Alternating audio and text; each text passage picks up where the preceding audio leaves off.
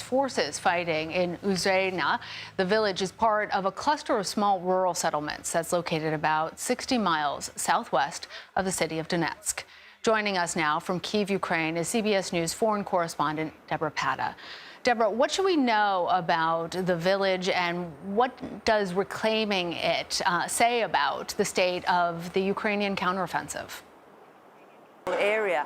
We know that Ukraine's offensive has been slowed down to a painstaking crawl, and a very bloody one at that, as they have to advance through 67,000 square miles of heavily mined territory, making it the most heavily mined country in the world, and that territory is twice the size of Indiana.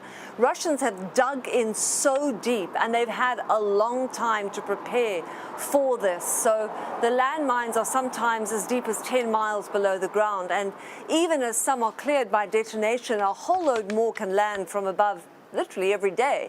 And this is what any defender whom I spoke to today, she said that this is not Hollywood, that it's dangerous work, but that is why today's recapture of Uruzani is so important. She told us that finally Ukrainian forces have pierced through the first line of a three-ring Russian defense, and one of the obstacles in doing this was those deadly landmines. I mean, there are still fortified positions higher up, but for now this is very important for Ukraine, Lana. So we appreciate so much that context about Ukraine liberating Uruzani, but what are its forces up against in the coming days then, Deborah? So this was progress, but it comes at a cost, because military analysts say that Ukraine now has to bring forward their elite units. And bear in mind, this is a front line that's 600 miles long. So Uruzani, as we've said, is only one part of that, but it looks as if they're moving southwards fairly quickly, or at least quicker than they have been. And on the way, they are going to come across perhaps the biggest Russian defense line yet, which is still there as a huge obstacle. That's going to be a very, very tough fight. And as the Deputy Minister told us, Russia seems to have an endless supply of landmines and shells. She reckons that Russia uses up to 500,000 shells a week, and that compared to Ukraine. Left the Black Sea port of Odessa today, despite continued threats from Moscow. What details can you tell us?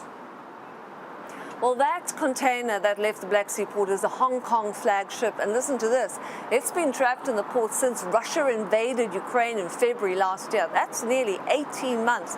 Moscow has threatened to treat any ships leaving Ukraine as potential military targets, and in fact on Sunday its Navy fired warning shots at a ship traveling towards Ukraine. But despite the threats, last week Ukraine announced what it calls a humanitarian corridor in the Black Sea to release those cargo ships, exactly like this one, that have been trapped in its ports by what is effectively a de facto Russian blockade.